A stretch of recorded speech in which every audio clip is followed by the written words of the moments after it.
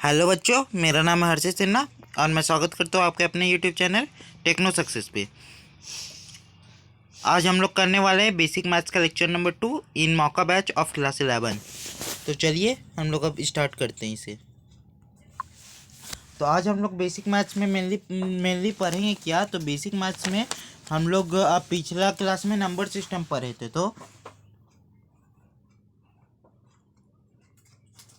Number system को ही continue रखेंगे और भी अच्छी अच्छी चीज़ें आ जानेंगे। आज की क्लास के बारे में एक बात बता दूं, आज की क्लास में जितने कंसेप्ट बताऊंगा आपसे उनसे क्वेश्चन नहीं होने वाले। तो कंसेप्ट क्यों बताओगे? क्योंकि जिससे क्वेश्चन होने वाले वो कंसेप्ट बताने के लिए ये सब कंसेप्ट बताना ज़रूरी है। तो चलिए स्टार्ट करते हैं रिकैप से। रिकैप में मेनली आपको मैंने एक डायग्राम पिछले क्लास में बनवाया था, ये वाला।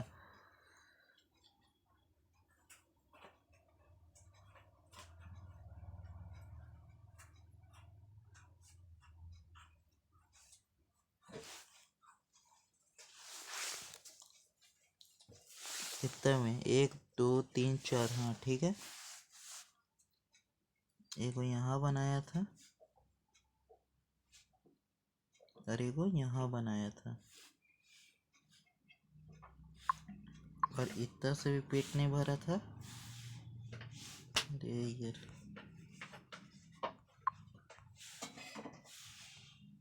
तो एक वो यहाँ ऐसे बनाया था, ठीक है। पिछला बार खैर ये डायग्राम इतना अच्छा से बना नहीं था।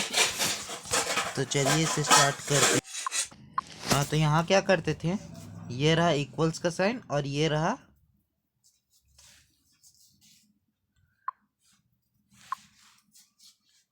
यूनियन का साइन।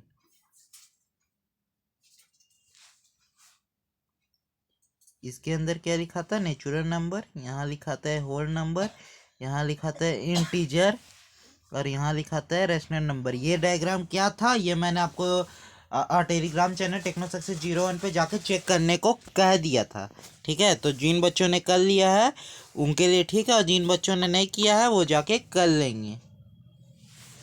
और यहाँ क्या था? यहाँ था इरेशनल नंबर। इरेशनल नंबर को आर माइनस क्यू से दर्शाता है, दर्शाते हैं, ये पिछली क्लास में बता दिया था। और इन सब को मिला के क्या बनता है? Real number. और real number is also a part of complex number. इस डायग्राम को समझना इंपॉर्टेंट है, ठीक है। जिसमें मैंने आपको एक और चीज बताया था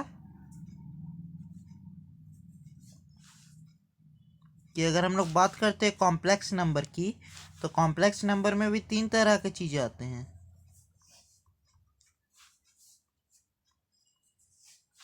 प्योरली रियल।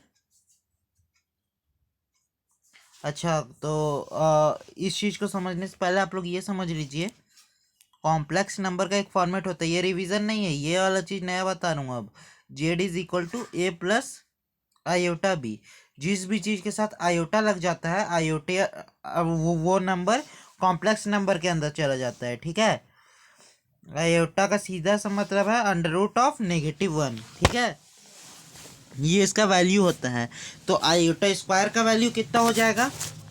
तो आयोटा स्क्वायर का वैल्यू हो जाएगा under root of -1 into under root of -1।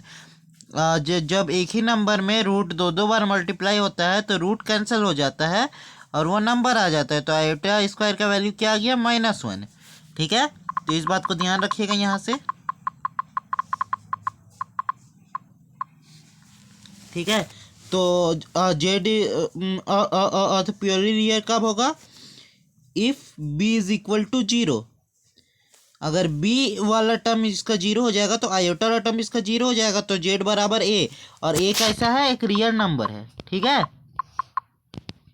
अरे इसको क्यों मिटा रहा हूँ? दूसरा आता है प्योरली इमेजिनरी।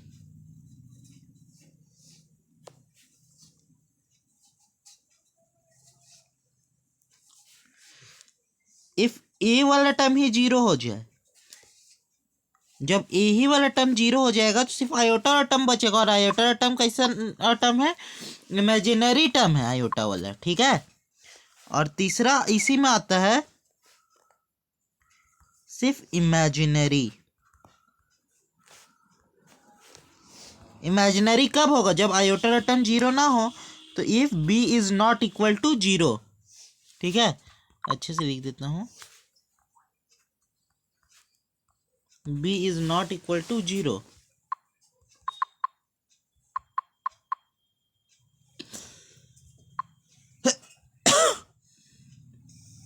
ठीक है।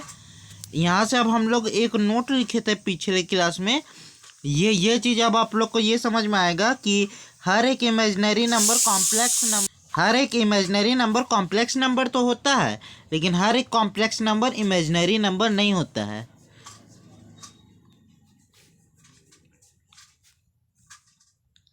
Every complex number is not imaginary, ठीक है। तो ये बात थी इस कहानी के पीछे, ठीक है। और इनमें और कुछ रिवीजन करने लायक है। तो नेचुरल नंबर क्या होते हैं, होल नंबर क्या होते हैं, इंटीजर्स क्या होते हैं, इंटीजर्स के कुछ टाइप्स थे वो किस तरीके से है, इतने लंबा नहीं, यहाँ से यहाँ तक मैं लिख दूंगा, ठीक है। और इरेशनल नंबर क्या होते हैं, ठीक है। तो पिछड़ा वाला पेज में चलिए और यहाँ लिखिएगा एक चीज, इधर जो ये जेड प्लस आयोटा भी है, ठीक है, उसमें ए क्या है, रियल पार्ट ऑफ जेड है। ये सब चीज कॉम्प्लेक्स नंबर में फिर से बताऊंगा। और बी के साथ क्या लगा हुआ, आयोटा, तो ये क्या हो गया,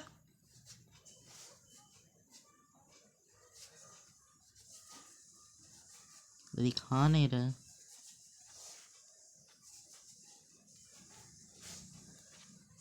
इमेजिनरी पार्ट ऑफ जेड, ठीक है। तो नेचुरल नंबर क्या हो गया,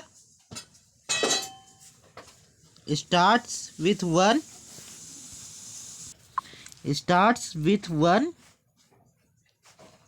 and ends with infinity and ends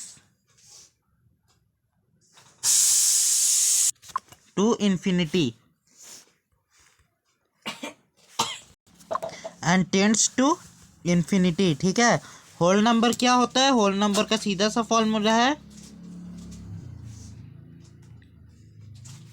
zero plus natural number. इस तरीके से याद रखिए, नेचुरल नंबर से पहले जीरो लगा देंगे तो वो होल नंबर बन जाएगा। इंटीजर क्या होता है,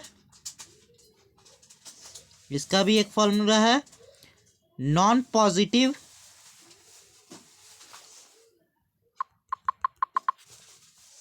फिर से लिखो, non positive number plus whole number, ये होता है इंटीजर का फॉर्मूला, ठीक है। ये भी दो तरीके का होता है, टर्मिनेटिंग एंड रिक्वेरिंग, ठीक है। रिक्वेरिंग को ही रिपीटिंग भी कहते हैं। ये रैशनल नंबर का टाइप्स है, ठीक है। तो अब इरेशनल नंबर क्या हुआ, जो रैशनल नंबर नहीं हुआ तो नॉन टर्मिनेटिंग एंड नॉन रिक्वेरिंग, ठीक है। तो ये हो गया पिछले क्लास का रिकैप। पिछले क्लास में हम लोगों ने इतने ही चीज पढ़ा था। इस डायग्राम को देखना ना भूले, इस डायग्राम से बहुत चीज़ें आपको क्लियर होगी, ठीक है। तो टेलीग्राम में जाके एक बार इसे ज़रूर देख ले। जो बच्चे टेलीग्राम नहीं चलाते हैं उन बच्चों के लिए इंस्टाग्राम आईडी है टेक्नो सक्सेस 01, वो वहाँ पे जाके चेक कर लें, ओके। बहुत सारी चीज़ें क्लियर होगी, बार बार बोल रहा हूँ। कॉम्प्लेक्स नंबर के बारे में इस पेज में जान लिया थोड़ा, जो कि भले ही हमारे लिए नया था, लेकिन हाँ कुछ हार्ड नहीं था। जिन बच्चों को नहीं समझ में आया वो अभी के लिए सिर्फ इसे देख सकते हैं, ठीक है। आगे हम लोग जब कॉम्प्लेक्स नंबर पढ़ेंगे तब भी ये एक बार इस चीज़ को बताऊंगा, ठीक है। और इन चीज़ों के बारे में जाना, ठीक है। तो चलिए अब हम लोग आगे जाते हैं। तो शुरू करते हैं आज का मामला, ठीक है, जिसमें आज हम लोग पढ़ने वाले क्लासिफिकेशन ऑफ नेचुरल नंबर के बारे में। तो नेचुरल नंबर का क्लासिफिकेशन कुछ इस तरीके से है: even number, odd number. Sir prime number और कंपोजिट नंबर नहीं होगा, इवन इंटीजर, ऑड इंटीजर। और भी भाग में बढ़ता है, लेकिन अभी हम लोग 4 ही में बांटते हैं, ठीक है। तो चलिए, इवन नंबर क्या होता है? Sir natural number which is divisible by 2, ठीक है। वैसे नेचुरल नंबर जो कि 2 से डिविजिबल हो। एग्जाम्पल में 4, 6, 8, 3, 2, 6, 8, 0, ठीक है, और भी इत्यादि, ठीक है। लेकिन अब अगर मैं पूछूं कि -4 क्या इवन नंबर है, तो कितने बच्चे कहते हैं हाँ और कितने बच्चे नहीं, कमेंट सेक्शन में बताइएगा ज़रूर, ठीक है। तो -4 एक इवन नंबर नहीं है। क्यों नहीं है? क्योंकि ये नेचुरल नंबर ही नहीं है, ठीक है। ये इंटीजर है -4। यहाँ डेफिनेशन में साफ साफ नेचुरल नंबर लिखा हुआ है, the natural number which is divisible by 2। बचपन वाली परिभाषा छोड़िए कि a number which is divisible by 2 is known as even number. अब नया वाला पूरा परिभाषा सीखिए, the natural number which is divisible by 2 is known as even number, ठीक है।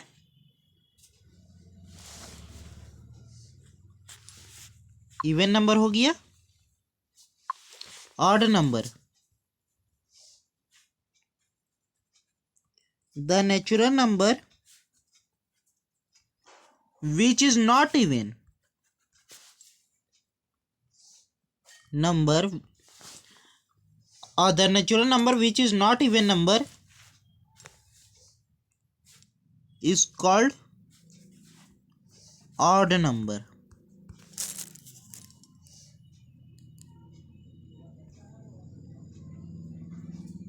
सर ये पता नहीं चल रहा है, तो चलो इसे सुधार देता हूँ।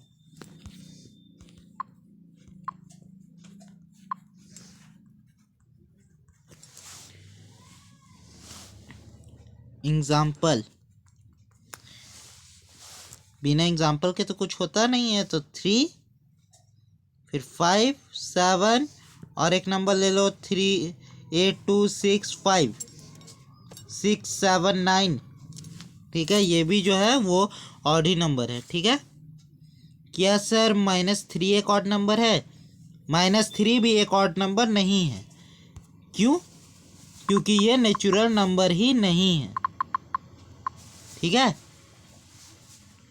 लेकिन सर हमने तो बचपन में पढ़ा है कि -2 भी इवन है, ठीक है, और फिर -7 जो है वो ऑड है। रुको रुको, सब आ रहा है। तो आ जाइए इवन इंटीजर पे। आपने ये पढ़ा है, the integer which is divisible by 2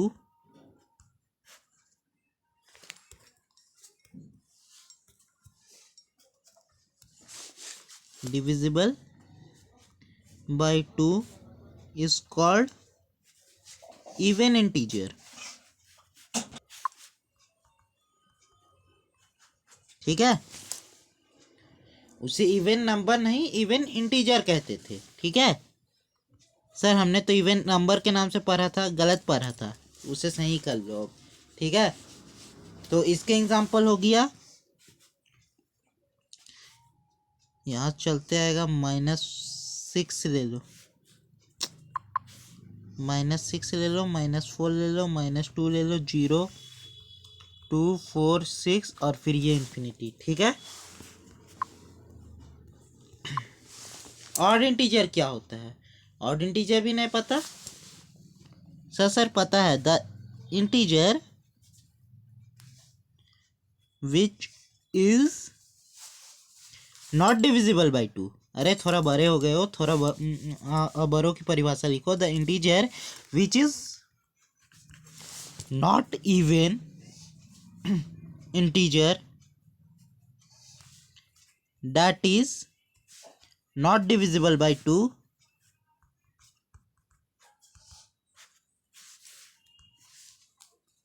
that is not divisible by 2 is called, ये नॉट है, ऑड इंटीजर। आप लोग यहाँ हैंड राइटिंग पे नहीं जाइएगा।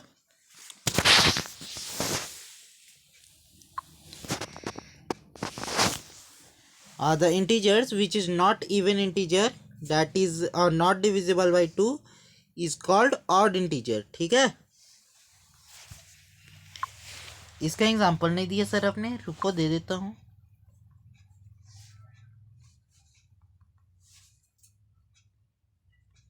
-5 -3 -1 1 3 5 7। ठीक है, और रिकैप में आ जाइए। कल आपको मैंने एक और नोट लिखाया था इम्पोर्टेंट वाला,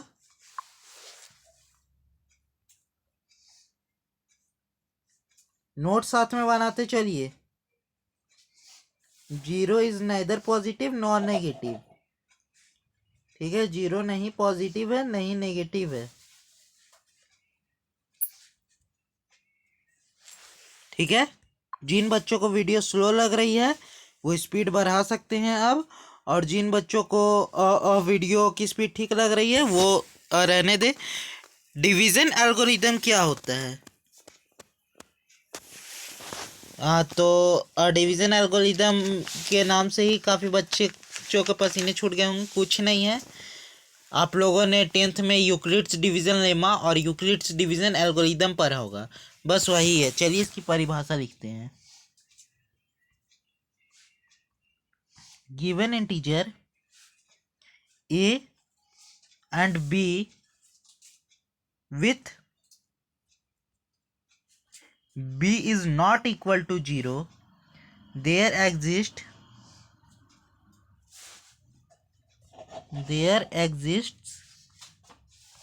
unique integer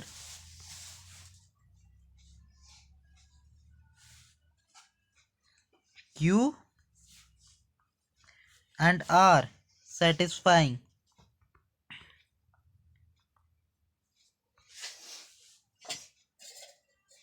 सर क्या लिखा है, कुछ समझ में नहीं आया, हटाओ। आपके भाषा में a is equal to b q plus r, जहाँ पे r क्या है, r जो है where r is less than b and greater than equal to 0। ठीक है, एंड b क्या होना चाहिए, b is not equal to 0, जहाँ पे r जो है वो b से छोटा होना चाहिए और 0 से अब बड़ा होना चाहिए। ठीक है, और फिर और जहाँ पे the integers q and r, the integers q and r are called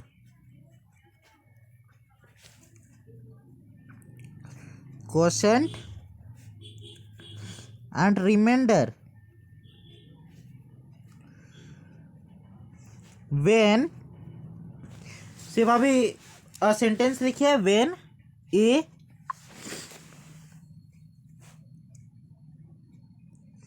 is divisible by b। ठीक है, 2 नोट पॉइंट लिखवा रहा हूं। पहला तो रिमाइंडर हमेशा पॉजिटिव होगा। इधर देखिए, रिमाइंडर के बारे में मैंने क्या लिखाया, रिमाइंडर 0 से बड़ा होगा। 0 से बड़ा होगा, इससे क्या पता चल रहा है कि रिमाइंडर पॉजिटिव होगा। ठीक है, लेकिन b से छोटा होगा। ठीक है, रिमाइंडर ऑलवेज भी पॉजिटिव। ठीक है, और दूसरा नोट पॉइंट क्या है, अगर रिमाइंडर 0 होगा तो ये बात तो सब जानता है कि अगर रिमाइंडर ही 0 होगा तो हम लोग कह सकते हैं देन वी से बी डिवाइडेड ए। ठीक है सर, कुछ समझ में नहीं आया? कोई बात नहीं, अभी हम लोग क्वेश्चन करेंगे इसके ऊपर। चलिए तो क्वेश्चन करते हैं।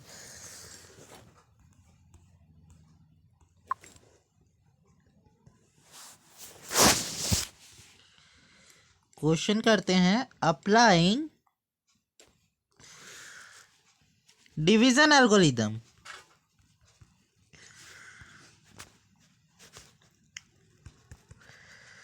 हम लोग तैयार है अपने आधा अधूरा हेडिंग के साथ क्वेश्चन करने को। पहला तो यहाँ ए दे दिया है हमारा 21 और बी दे दिया है -4। ठीक है सर, प्लस वाला होता था तो हम लोग सिंपली डिवाइड करके देख लेते थे। अब क्या करेंगे, रुको। और इसको सेंटेंस में लिखना चाहे तो क्या लिखेंगे, 21 इज डिवाइडेड बाय -4। ठीक है 21 इज डिवाइडेड बाय -4। इससे अब हम लोग क्या पता कर सकते हैं कि इसका क्वेश्चन और रिमाइंडर कितना है, हम लोग को वो निकालना है। तो हम लोग पहला तो a is equal to b q plus r कर सकते हैं, लेकिन उससे दो इक्वेशन बन जाएगी। ठीक है दूसरा मेथड ये है कि हम लोग इसको सिंपली इधर लिखे हम लोग -4 क्योंकि बी में है, और इसको लिखते हैं 21। ठीक है और इसको हम लोग मल्टीप्लाई करके देखते हैं। तो हम लोग इसको करेंगे 4 और ये -5। ठीक है ये बचा 20, इधर बच गया 1। ठीक है रिमाइंडर हमेशा पॉजिटिव आना चाहिए, इस बात का आप लोग ध्यान रखिएगा। आप लोग कुछ इस तरीके से डिवाइड ही कीजिएगा। तो Q आ गया मेरे पास -5 और R आ गया मेरे पास 1। ठीक है चलिए दूसरा करते हैं। ए है हम लोग पास -30 और बी है हम लोग पास -7। चलिए कीजिए तो इसको। तो -7 से 30 को करना है। तो अब कुछ हम लोग को ऐसा करना है कि हमारा जो है वो रिमाइंडर जो है वो पॉजिटिव आए। ठीक है तो रिमाइंडर पॉजिटिव आएगा तो हम लोग क्या कर सकते हैं,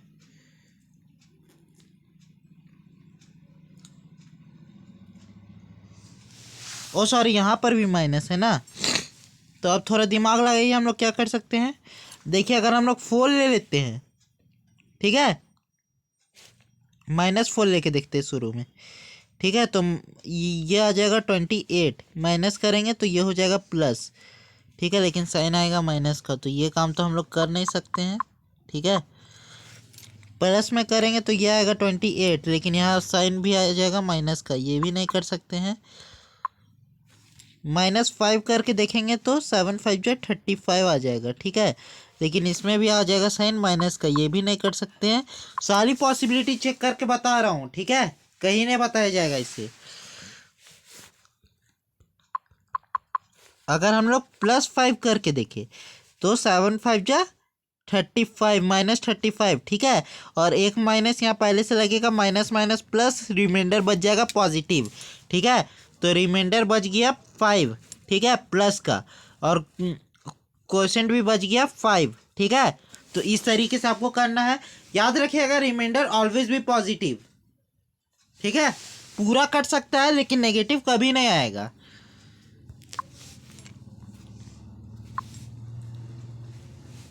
सी में ए दे दिया है -20 और बी दे दिया है -6। चलिए कीजिए।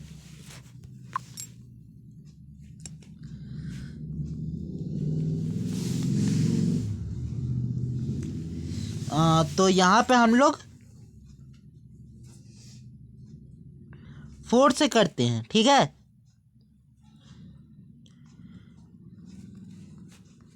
ये बच गया पॉजिटिव। ठीक है हल्का आप लोगों को माइंड में कैलकुलेशन करना सीखना होगा, तभी इस तरीके के क्वेश्चन होंगे।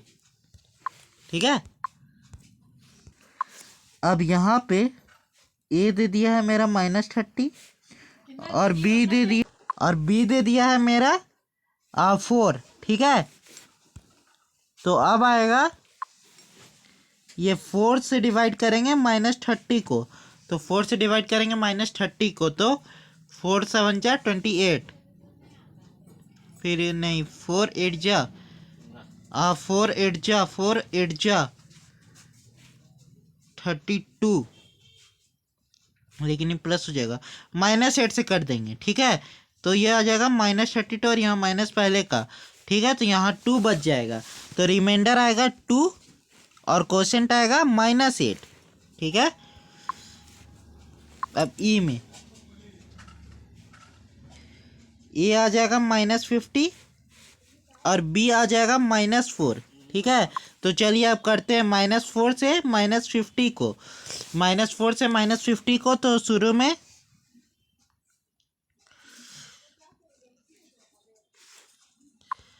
तो शुरू में तो होगा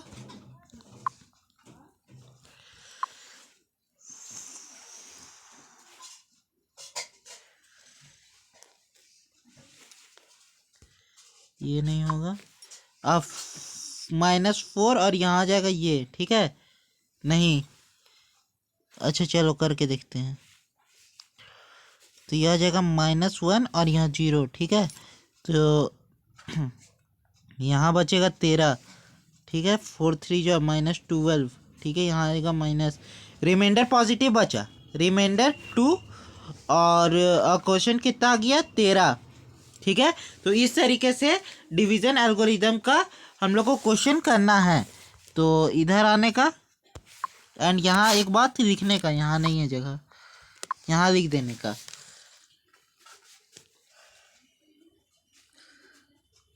practice the concept more and more time, जितना हो सके उतना से उतना ज़्यादा प्रैक्टिस करने का इस कंसेप्ट का, ठीक है। और यही है आज का होमवर्क, ठीक है। चलिए अब इधर आ जाइए, यहाँ तक बता दिया कि अब यहाँ आइए। अब प्राइम नंबर किसको कहते हैं, तो प्राइम नंबर का डेफिनेशन लिखेंगे, एनी इंटीजर कोई भी इंटीजर ले लो p, अगर वो 1 से बड़ा है, ठीक है, तो is called prime integer.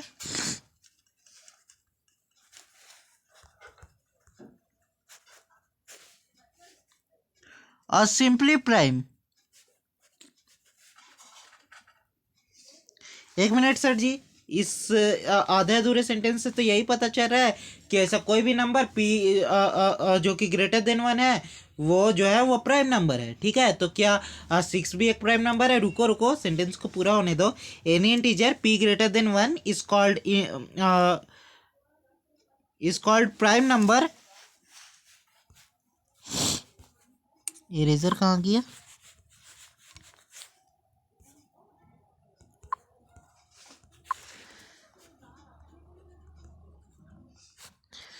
is called prime number or simply prime if it's only divisible by, if it's only positive divisors, जब उसका सिर्फ पॉजिटिव डिविजर्स होगा। कोई भी नंबर प्राइम नंबर तब नहीं होगा जब उसका नेगेटिव डिविजर्स हो, ठीक है। 1 एंड इटसेल्फ, ठीक है। तो अब बहुत बच्चों के मन में आशंका जाग रही होगी, तो क्या कंपोजिट नंबर कुछ और होता है? तो रुकिए उसको भी बताता हूँ।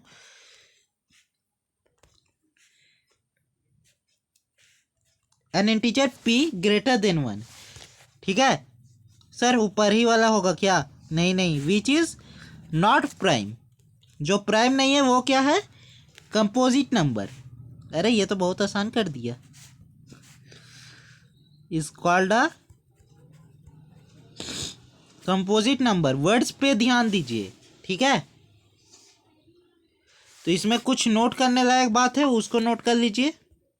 पहला note point, 1 is neither prime nor negative, नहीं 1 is neither prime nor composite.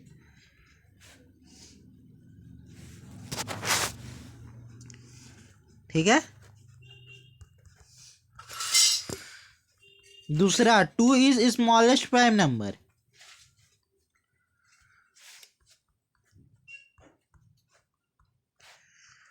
To क्या है? Smallest prime number. तीसरा 4 इज स्मॉलेस्ट कंपोजिट नंबर। 4 क्या है? स्मॉलेस्ट कंपोजिट नंबर है।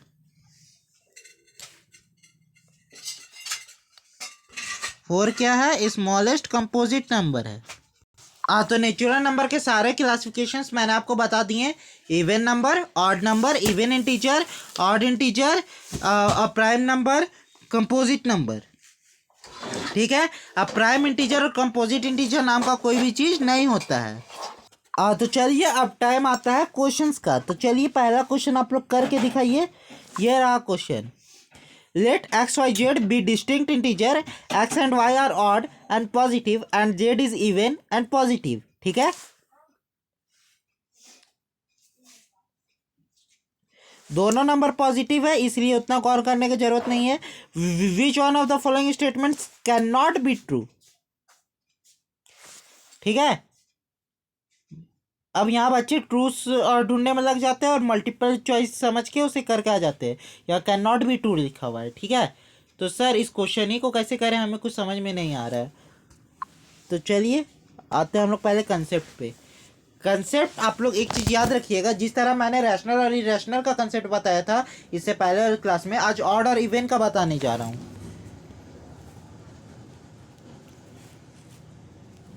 Odd plus minus odd gives even.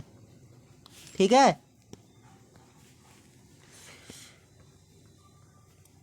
Even plus minus even gives even. ठीक है। तीसरा, हैंड राइटिंग पे नहीं जाइएगा मेरे, आप लोग अपने नोट्स बनाने पे ध्यान दीजिए।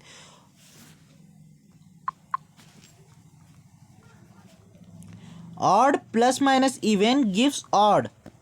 Even into odd gives odd.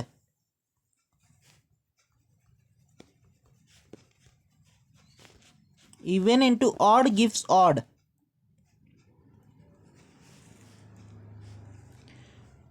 Odd into odd gives odd.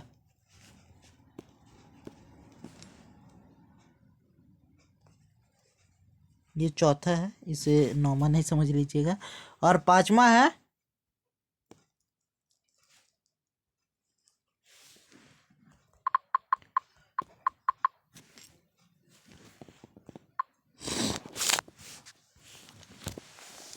पांचवा को अगले पेज पे लिख देता हूँ। तो even into even gives even. तो सर हम इतना सब याद रखेंगे, रैशनल और इरेशनल का रिलेशन, इवन और ऑड का रिलेशन, और भी आगे आगे भी बहुत सारे रिलेशन आएंगे। ये तो शुरू ही के 2 क्लास है,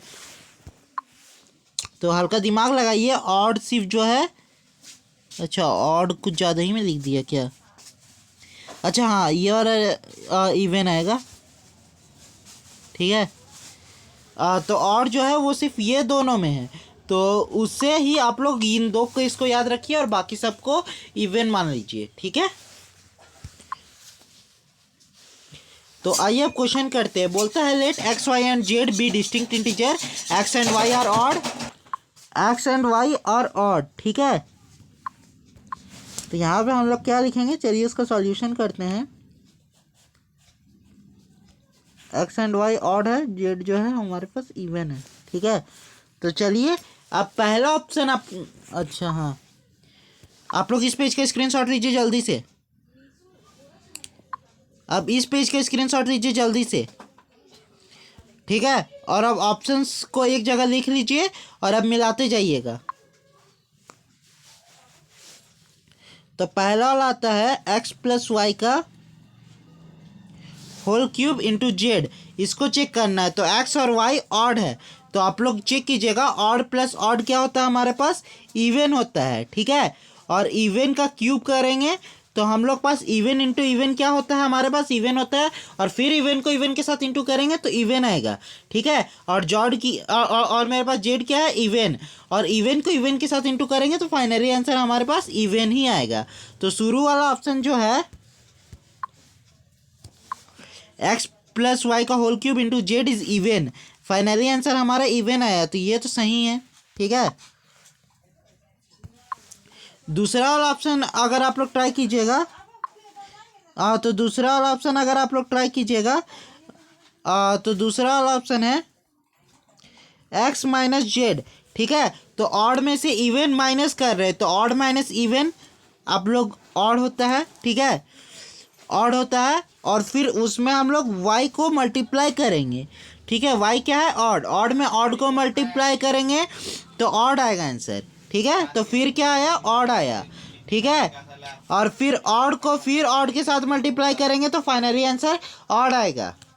ठीक है, तो क्या दिक्कत है? X minus z into y square, तो ये क्या आया? ऑड आया, तो ये ऑप्शन भी हमारा सही है। ठीक है, तो x minus z into y, आप लोग इतने दूर में इसको भूल जाइए, तो ये ऑड आया था और ऑड के साथ ऑड को मल्टीप्लाई करेंगे तो ऑड आएगा, तो ये वाला ऑप्शन भी सही है। ठीक है, और चौथा वाला बोलता है एक्स माइनस वाई का whole square into Z, X minus Y का whole square into Z. X minus Y दोनों, एक्स और वाई दोनों ऑड है, ऑड माइनस ऑड क्या देता है हमें? इवन। ठीक है, इवन इंटू इवन, इवन का स्क्वायर ही क्योंकि, तो वो क्या देगा? इवन।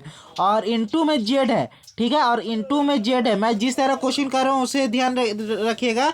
तो और जेड कैसा? इवन, तो इवन इंटू इवन क्या देगा हमें? इवन। और जब ये इवन देगा तो ये इवन आया। ठीक है, ये सही है, तो फाइनली आंसर हमारा यही होगा। ठीक है, तो चलिए इसे भी एक बार चेक कर लेता हूँ। एक्स माइनस जेड का whole square into Y, X minus Z का whole square into Y. X minus Z, X क्या है? ऑड है, और जेड क्या है? इवन है, तो odd minus even, odd minus even क्या आएगा हमारे पास?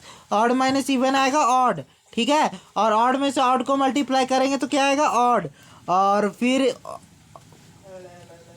अब ऑड में से ऑड को मल्टीप्लाई कर रहे हैं। ठीक है, इसका सीधा सा मतलब क्या है? इसको अगर हम लोग एक्सपेंड करेंगे तो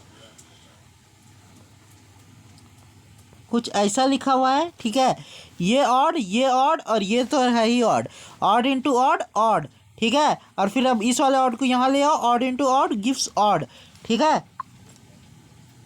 तो इसी तरीके से आपको दिमाग लगाना है एग्जाम में। और ये एक्स माइनस जेड का whole square into y is even, और हमसे क्या पूछा था? Can not true, can not true वही है। ठीक है, तो वो हो गया हमारा answer.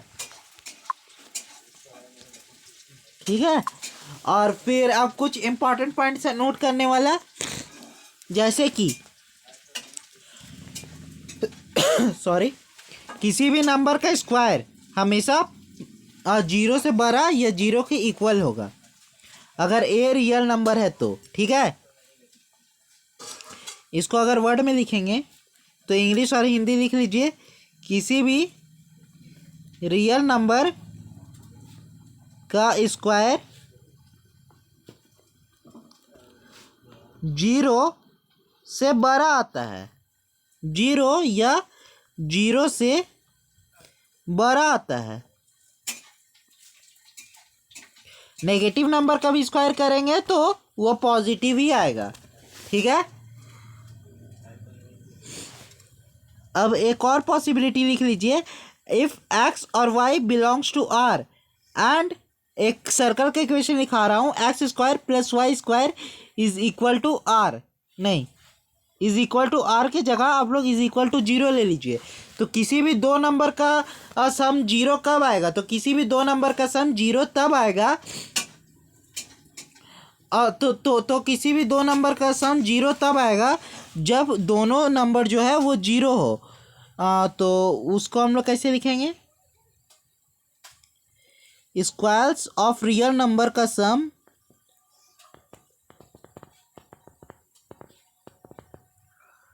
Square of real number का सम 0 तभी आता है, कभी आता है? 0 तभी आता है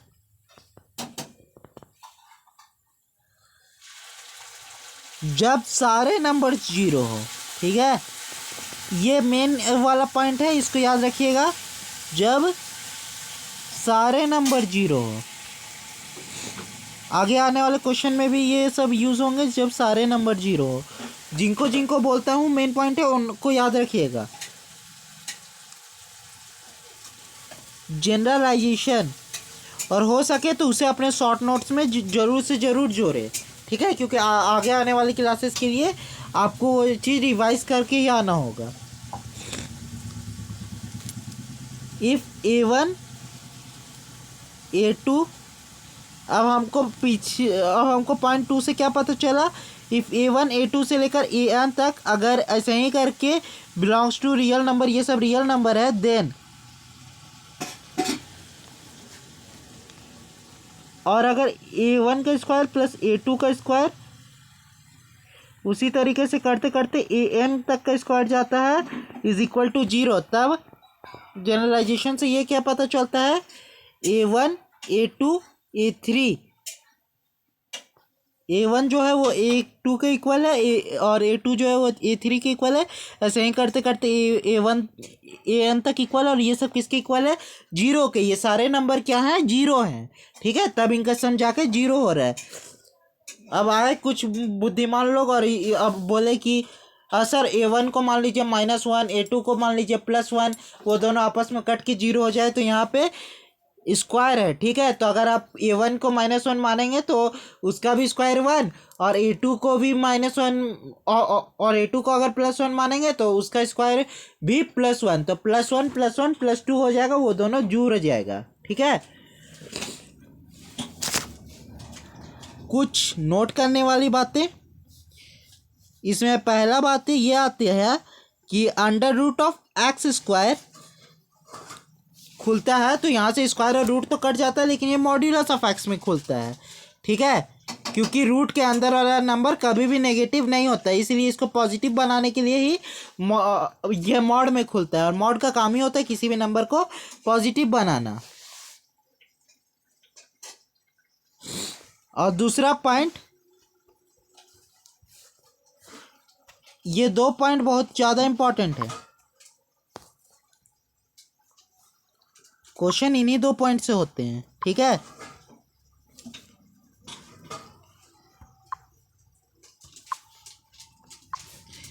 वेन एवर, और जब मैं बोल रहा हूँ कोई चीज़ इंपॉर्टेंट है तो वो चीज़ इंपॉर्टेंट है। When ever an equation consist 2 or more variables,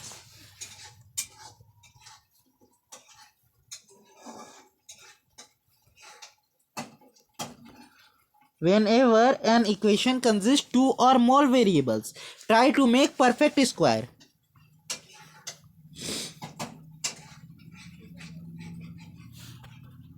Then try to make perfect square. इससे काफ़ी ज़्यादा क्वेश्चन बनेंगे, ठीक है, तो इसे आप भूलिएगा नहीं, आप इसे याद से याद कर लें, ठीक है। जब भी एक इक्वेशन में 2 से ज़्यादा वेरिएबल दिए हुए हैं, 2 या 2 से ज़्यादा वेरिएबल दिए हुए हैं, तो हम लोग कोशिश करेंगे कि उसमें हम लोग परफेक्ट स्क्वायर बना सके, ठीक है। तो तीसरा पॉसिबिलिटी का बात आता है, क्या तीसरा पॉसिबिलिटी है ही नहीं है, इसको यहाँ लेके आ रहा था, पॉसिबिलिटी 3। तो तीसरा पॉसिबिलिटी क्या कहता है,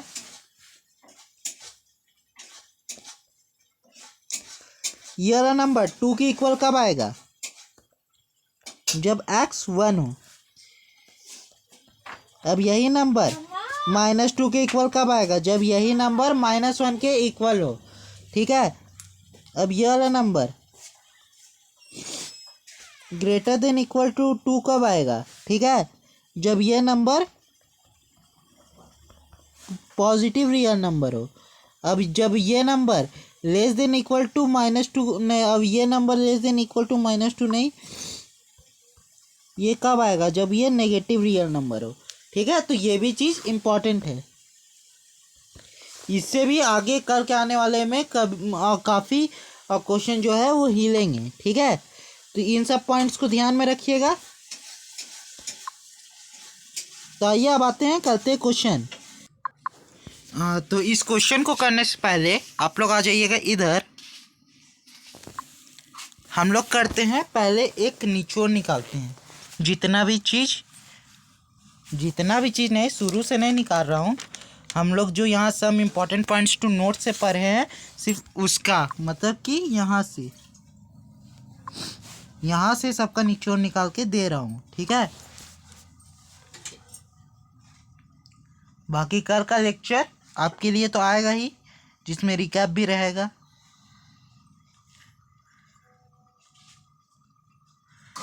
सम important points to note, some important points to note. अब आपको क्या क्या नोट करना है। पहला पॉइंट काफ़ी ज़्यादा इम्पॉर्टेंट है ये, ठीक है।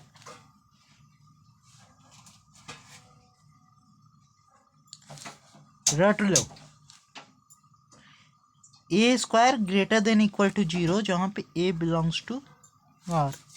और क्या पढ़ा हम लोगों ने,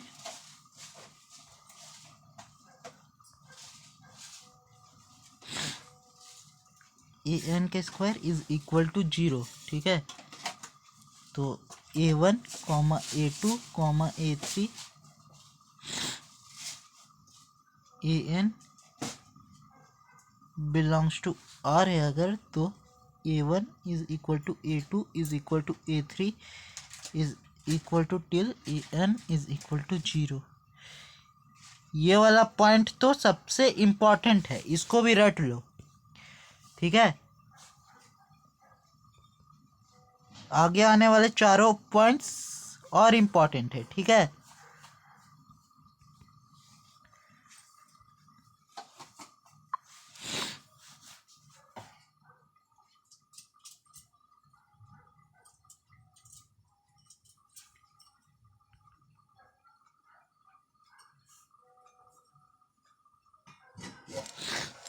कोई भी चीज़ छोड़ना नहीं आप लोगों को।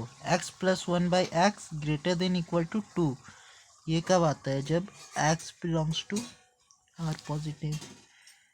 x+1/x less than equal to 2, ठीक है। ये कब आता है, if x belongs to R negative.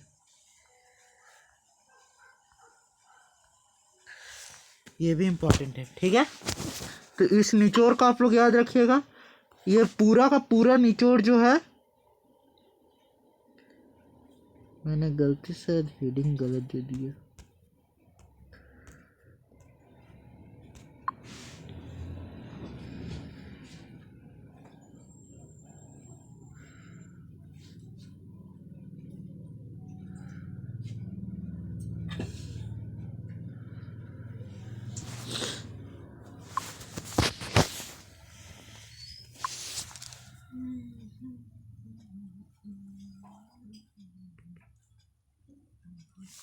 निचोड़, ठीक है।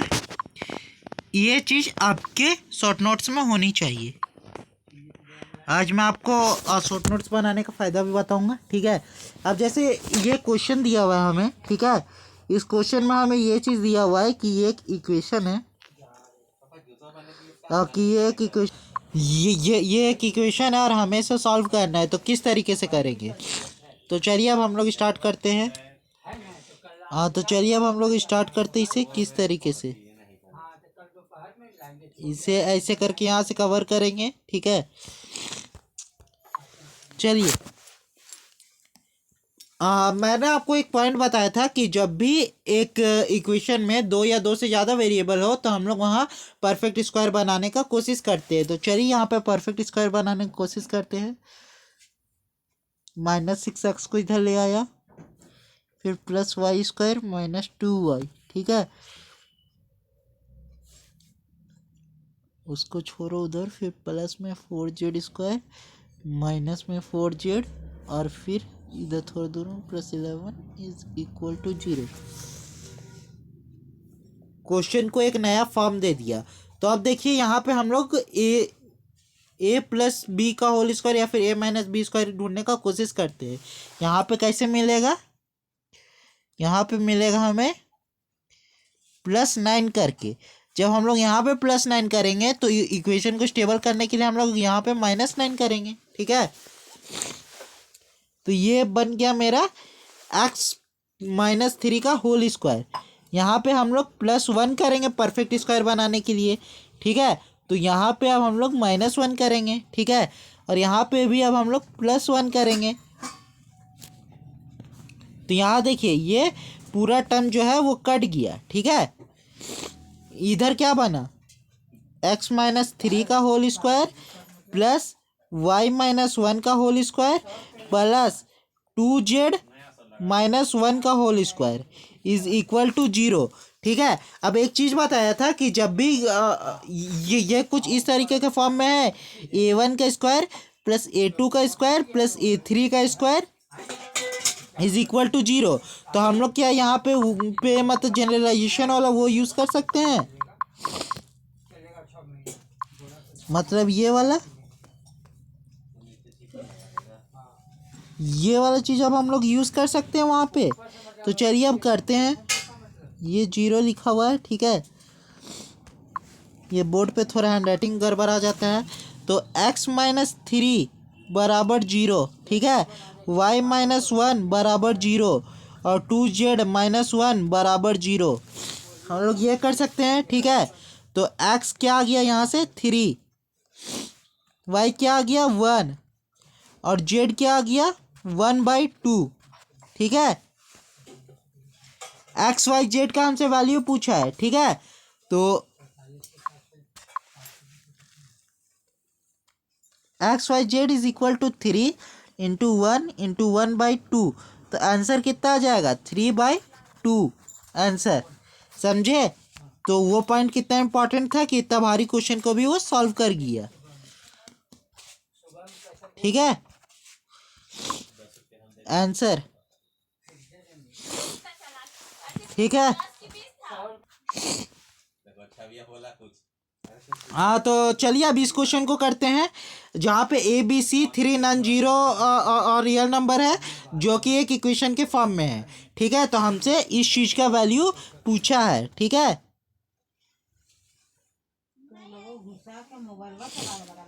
तो चलिए इसका हम लोग, ये इंटीजर टाइप है, 4b² plus 4c² minus 8ab minus 4ac बराबर जीरो, ठीक है। तो चलिए अब हम लोग इसको करते हैं। यहाँ थोड़ा सा हम लोग दिमाग लगाएंगे और देखेंगे ए इसके साथ भी ए इसके साथ भी, मतलब यहाँ पे हम लोग को जो ए वाला टर्म है उसको तोड़ना होगा, तो हम लोग कुछ इस तरीके से तोड़ लेते हैं। 4a² minus 8ab plus 4b² plus 4c² नहीं प्लस a², क्योंकि 4a² मिलके 5a² हुआ, ठीक है। Minus 4ac minus 4c² is equal to zero, ठीक है। अब यहाँ पे अगर हम लोग देखेंगे इतना से इतना दूर, तो ये किसका स्क्वायर है, 2a प्लस 2b का होल स्क्वायर, ठीक है। और अब यहाँ पे देखिएगा तो यहाँ पे अब हम लोगों को क्या दिखेगा, a माइनस 2c का होल स्क्वायर, ठीक है। तो a माइनस 2c का होल स्क्वायर, अगर बैकग्राउंड में कोई आवाज़ आ रही होगी तो उससे आप लोग इग्नोर कीजिएगा। अगर और अब फिर आप लोग यहाँ पे जनरलाइजेशन का कंसेप्ट यूज़ कर सकते हैं, ठीक है। तो 2a माइनस 2b बराबर जीरो और a माइनस 2c बराबर जीरो, ठीक है। a बराबर b आ जाएगा यहाँ से, और यहाँ पे a बराबर 2c आ जाएगा, ठीक है। तो दोनों को हम लोग a ही के टाइम पे कर लेते हैं, c is equal to a/2 आ जाएगा, ठीक है। तो अब हमको किसका वैल्यू निकालने बोला था, a/b प्लस b/c का, ठीक है। तो यहाँ पे अब हम लोग निकाल लेते हैं a/b प्लस b/c का, ठीक है। तो ये किसके इक्वल होगा, a और b किसके बराबर है, a के, ठीक है। b किसके बराबर है, a के, और c किसके बराबर है, a/2 के। a से a कटा, a से a कटा, इधर बचा 1 इधर बचा 2, ये बचा 3, ये रहा आंसर, ये आ गया 3 आंसर, ठीक है। तो इसी के साथ आज का लेक्चर एंड होता है, ठीक है। आज का कुछ होमवर्क है, उसे आप लोग देखते जाइए। होमवर्क में आप लोगों को करना क्या है, क्लास के क्वेश्चन छोड़ो, इलस्ट्रेशन ही पूरा कर लेना। इलस्ट्रेशन रिपीट करने हैं, रिपीट करने का। ठीक है, जितने भी इम्पोर्टेंट पॉइंट्स बताएं, जितने भी इम्पोर्टेंट पॉइंट्स हैं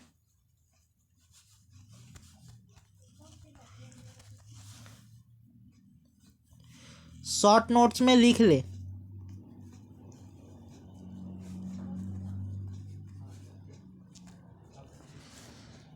और पहला दिन मैंने आप लोगों को कॉपी में एक चीज़ लिखवाई थी कि #IIT फोड़ना है, उसी के नीचे आप लोग ये चीज़ लिखिए,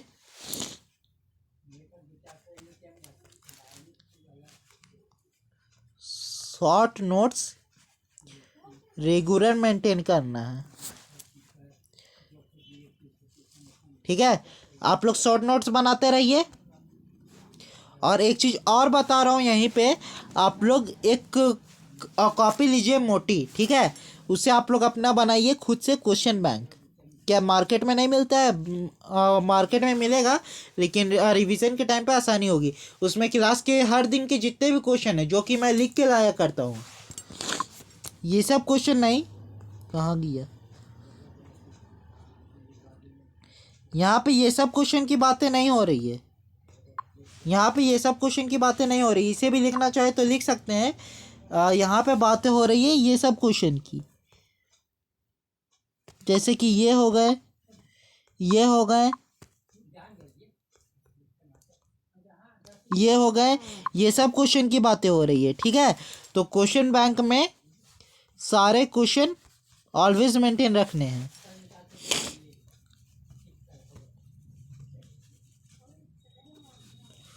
ऑलवेज मेंटेन करने हैं, ऑलवेज मेंटेन करने हैं।